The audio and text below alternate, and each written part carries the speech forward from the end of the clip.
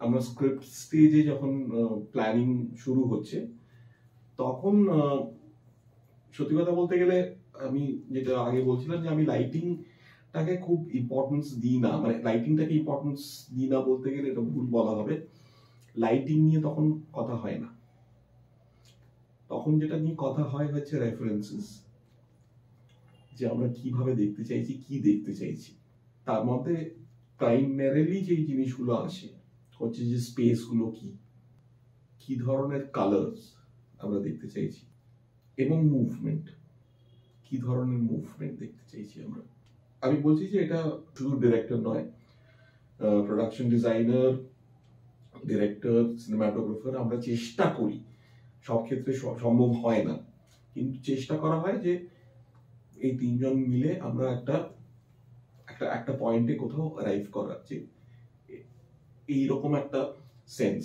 এবার এটা বলার পরে আমি এটাও বলতে চাই যে আমাদের এখানে সব সময় যা ভাবি সেটা অ্যাচিভ করা সম্ভব হয় না। আমরা যা ভেবেছি যদি 30%ও আমরা অ্যাচিভ করে নিতে পারি, আমি বলবো যে that is a very good day of shoot.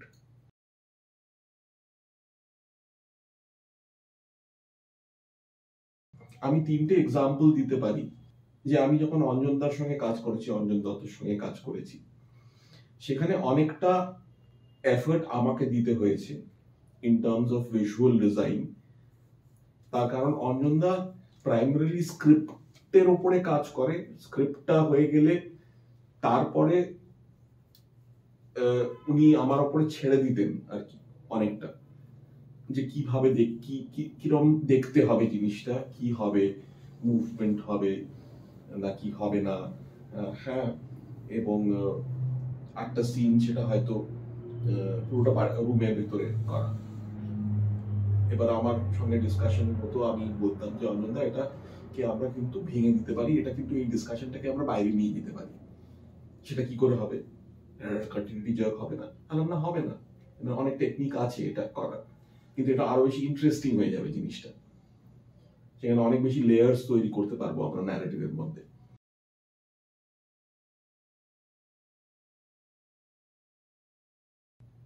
লালদার সঙ্গে যখন কাজ করতে গেছি, লালদার একটা প্রচন্ড strong sense of visual design আছে, সেটা আমার ধারণা থিয়েটার থেকে আসছে। একটা দীর্ঘদিন থিয়েটার প্র্যাকটিস করা, থিয়েটার ডিরেক্ট করা, অভিনয় করা, অভিনেতাদের ডিরেক্ট করা, সেই জায়গা থেকে very strong sense of visual design আছে। যেটা চতুরঙ্গের ক্ষেত্রে হয়েছিল, যে আমার প্রথম কিউ ছিল চতুরঙ্গে, যে ইন্দ্র আমি পুরো জিনিসটাকে একটা স্পাইরালের মধ্যে দেখছি, তার কারণ গল্পটাও সেরকম। তো আমার ডিজাইনের মধ্যে কিন্তু স্পাইরালস থাকবে। তো ছবিটা যদি দেখা যায় সেখানে আমরা অ্যাচিভ করার চেষ্টা করেছি, কিন্তু অনেক জায়গায় হয়নি, কিন্তু সেই ওই সেন্স অফ স্পাইরালটা আছে আর কি। সেটা একটা টপ শটই হোক যেখানে সিঁড়িগুলো স্পাইরাল হিসেবে নেমে যাচ্ছে, বা সেখানে ক্যামেরা মুভমেন্টই হোক যেখানে স্পাইরাল, মানে একটা গোল, একটা 270 ডিগ্রি ক্যামেরাটা মুভ করছে, তো সেরকম ভাবে। তো সেখানেও একটা, তো সেখানে আমার প্রবলেমটা হয়ে যাচ্ছে, সেখানে এক্সিকিউশনের প্রবলেম হয়ে গেছে উইথ দ্য গিভেন ইকুইপমেন্ট। এক্সিকিউশনের প্রবলেম হয়েছিল, কিন্তু একটা স্ট্রং কিউ পাওয়া গেছিল, ভিজুয়াল কিউ পাওয়া গেছিল, যে আমি এরকম ভাবে দেখতে চাই জিনিসটাকে।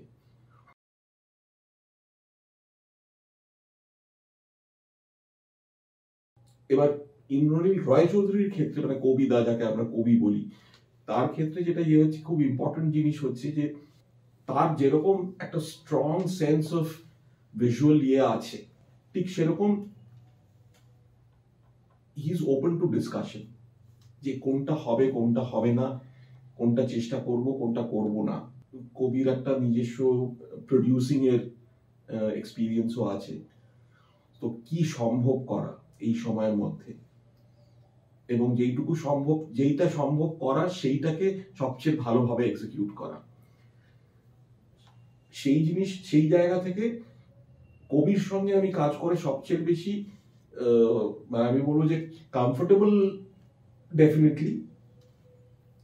আর আরেকটা জিনিস যেটা সাংঘাতিক ভাবে কবির সঙ্গে হয় হচ্ছে যে রেফারেন্সিং করা হয়, আমরা বসে বসে রেফারেন্সিং করি, ছবি, পেন্টিং হোক, ছবি হোক, কবি বলে, আমি বলি, আমাদের প্রোডাকশন ডিজাইনার সে বলে, হ্যাঁ, দিয়ে তারপরে আমরা একটা জায়গায় অ্যারাইভ এট আ পয়েন্ট, সেখানে এসে যে এইটা করি, এটা করা যায়, এটা করা যেতে পারে, এটা সম্ভব করা। আমাদের 50% আউটডোরস, আমরা কি করে কন্ট্রোল করব, কালার্স কন্ট্রোল করব, তো সেখানে আমরা কি স্কিম ফলো করব। আমরা যেখানে কালার্স কন্ট্রোল করতে পারছি না একটা লোকেশনে, সেখানে তাহলে আমি তো আমার স্কিমটা তো মানে হাতের বাইরে বেরিয়ে যাচ্ছে, তো আমরা কি তাহলে কোন স্কিমে যাব, সেইটাতে অ্যারাইভ করা, সেটার কি কি পসিবিলিটিস তৈরি হচ্ছে আমাদের সিচুয়েশনে, মানে ভারতীয় সিচুয়েশনে, কলকাতার এখানকার প্রোডাকশনের সিচুয়েশনে কি সম্ভব করা। মানে আমার তো ভেবে লাভ নেই যে একটা সাউথ ইন্ডিয়ান ছবি সে কি করে অ্যাচিভ করছে, তাদের অনেক বেশি টাকা, তারা একটা লোকেশন লক করে 4 দিন 5 দিন ধরে সেখানে পুরো জিনিসটাকে স্কিম চেঞ্জ করে, লাইট কালার স্কিম চেঞ্জ করে, তার লাইটিং স্কিম চেঞ্জ করে অনেক কিছু করতে পারে। আমাদের পক্ষে সম্ভব নয়, তো ভেবে তো লাভ নেই এটা নিয়ে।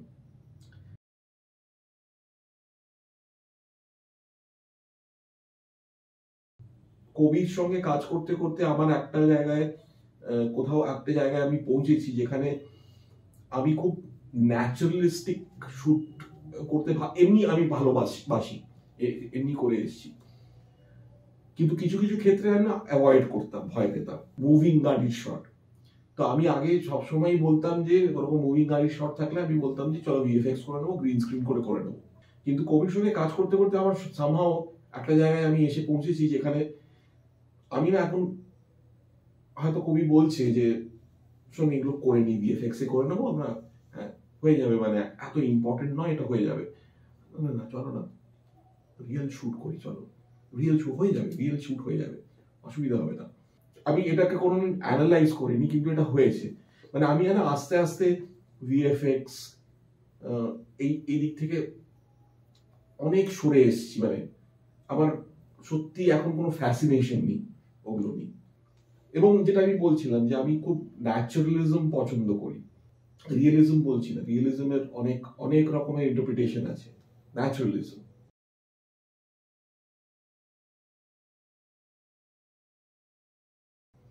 তো একটা লোকেশনে যখন যাই তখন দেখি যে কিভাবে লাইট ফল করছে, কোত্থেকে লাইট আসছে, সেটা কিভাবে হচ্ছে, সেটাকে এনহ্যান্স করা। এটা একটা সময় অবধি এই স্কিমটা ছিল যে ওইটুকু আমাকে এনহ্যান্স করতে হবে, আমার ক্যামেরার জন্য যতটুকু, সিনেমার লজিকের জন্য যতটুকু দরকার এনহ্যান্স করা, কিন্তু স্কিমটা এক থাকবে ন্যাচারালিস্টিক।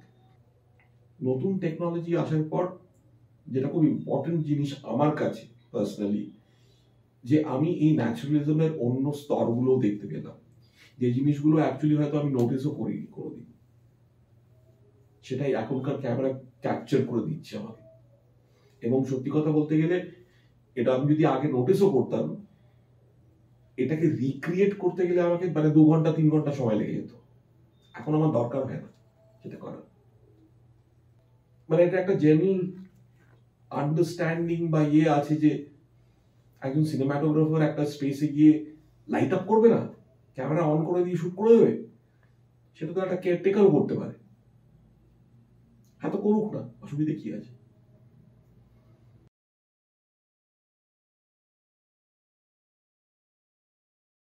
এখন অনেকজন দেখবে বলে আর কি যে এখন তো সবাই ক্যামেরাগ্রাফার হয়ে গেছে, হ্যাঁ মানে মোবাইল ফোনে হয়ে গেছে, ছবি তুলতে পারে। তাহলে যদি কেউ একটা ইমেজ তৈরি করে একটা মোবাইল ফোন দিয়ে করে, সেটা বাচ্চা ছেলেও হতে পারে, বাচ্চা ছেলে বা একটা মেয়ে, বাচ্চা মেয়েও একটা যদি একটা ইমেজ তৈরি করে, which is a beautiful image which communicates so much, which brings out emotion in me, that is a wonderful image for me.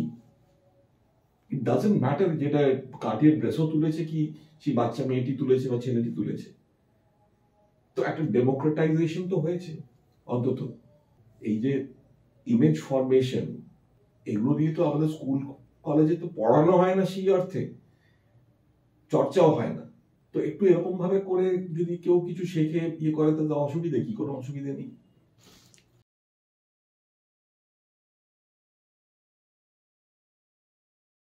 আমার প্রথম সপ্তাহটা খুব ভালোভাবে মনে আছে। তো আমাদের গ্রুপে একটি ছেলে ছিল নিহার রঞ্জন ভট্টাচার্য বলে। ও বেসিক্যালি ঢুকেছিল হচ্ছে আর্ট ডিরেকশনের কোর্সে।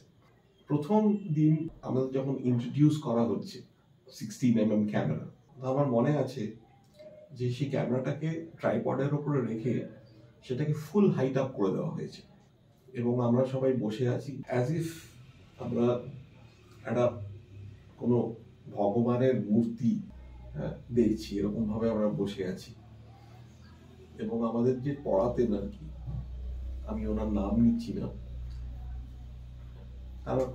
তারা কিছু ভালো ভালো কোয়ালিটিস ছিল, সেটা আমি ডেনাই করবো না, কিন্তু পুরোটাই এমন ভাবে প্রেজেন্ট করা হচ্ছিল যে এটা হচ্ছে তোমাদের ঈশ্বর, হ্যাঁ এটাকে পুজো করো। এবং নিহার যথারীতি দেরিতে পৌঁছায়, 5-10 মিনিট দেরিতে পৌঁছায় এবং ঢুকেই, এবং নিহারের একটা মানে আমরা 3 বছর নিহারকে এরকম ভাবেই দেখেছি, নিহার যেখানেই ঢুকতো কিছু একটা ভাঙতো, কিছু একটা পড়তো।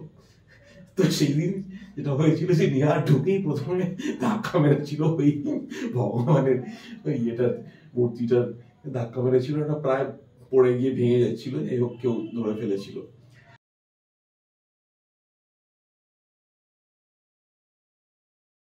আমাদের যেরকম ভাবে পড়ানো হয় না ইনস্টিটিউটে, এই পদ্ধতিটার মধ্যে অনেকগুলো গলত আছে। যেরকম আগে ছিল সেখান থেকে কিন্তু আমরা অনেক চেঞ্জ করে গেছি, চেঞ্জ হয়ে গেছে। সেই চেঞ্জগুলো খুব ভালোর জন্য চেঞ্জ। তার প্রাইমারি চেঞ্জ যেটা যেটা আমার মনে হয় যে একটা সময় ছিল মাস্টার মশাই, সে একটা পাওয়ার পজিশনে আছে। কেন? তার কারণ সে বেশি জানে। সে বেশি জানে মানে কি? সে 100টা বই পড়েছে, যাদের শেখাচ্ছে তারা 10টা বই পড়েছে হয়তো, বা 2টো বই পড়েছে। এইখান থেকে একটা পাওয়ার পজিশন তৈরি হতো যে আমি জানি, তুমি জানো না, তার মানে তুমি আমার থেকে নিচু স্তরে আছো। কিন্তু শিক্ষা তো সেরকম হওয়া উচিত না। শিক্ষা হওয়া উচিত যে এক্সচেঞ্জ, যেটা আমি এখন বুঝতে পারি। তার কারণ হচ্ছে যে সত্যি কথা বলতে গেলে আমরা সেলুলার যুগের লোকজন, আমাদের শিক্ষা সেখান থেকে।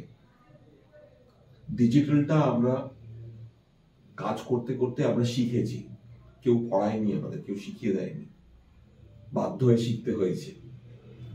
ঠিক আছে, আমি এখন যখন একটা ক্লাসে যাই, সেই ক্লাসে 12 জন ছাত্র হোক বা 20 জন ছাত্র হোক, যতজনই হোক, তার মধ্যে অন্তত 5 থেকে 6 জন ইঞ্জিনিয়ার, তার মধ্যে থেকে 2-3 জন হয়তো আইআইটি থেকে পড়াশোনা করে এসছে।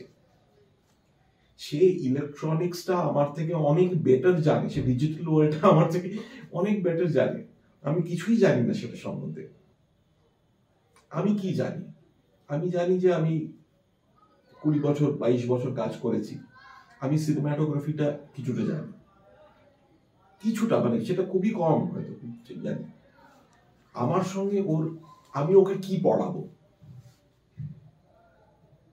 আমার সঙ্গে ওর একটা এক্সচেঞ্জ হবে, যে ও শিক্ষাগত ভাবে যেরকম যা শিখেছে, যতটুকু শিখেছে, আর আমি যতটুকু শিখেছি, it will be an exchange of experiences, an exchange of information. It will be an exchange which আমরা দুজনেই এনহ্যান্সড হব। এই জিনিসটা তখনও অভাব ছিল, এখনো অভাব আছে। আমাদের কারিকুলামের অভাব আছে, আমাদের পড়ানোর পদ্ধতিতে অভাব আছে।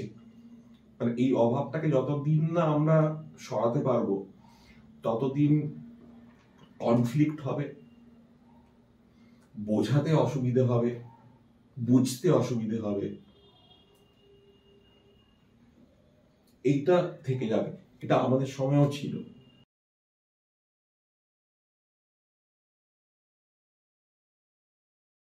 এই যে এখন বলে দেওয়া হয়,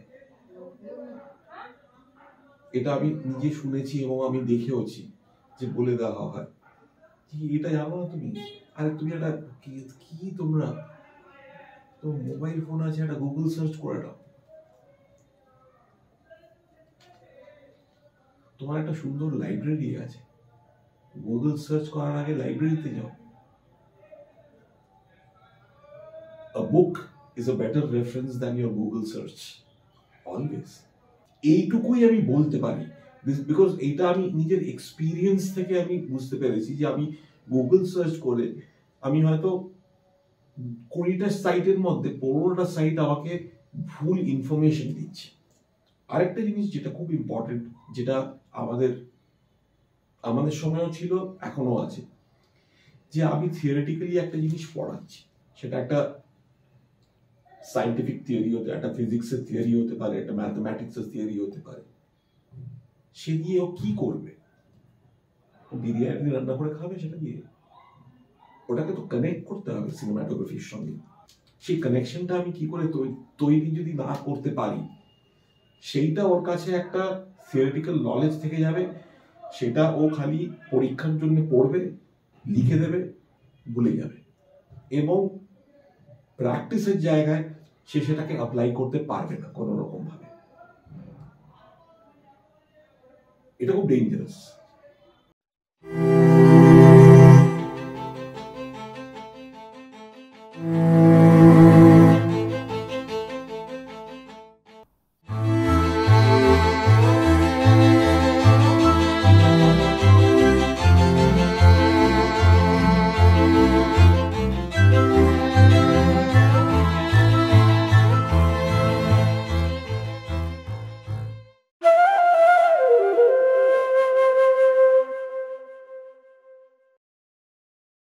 Thank you.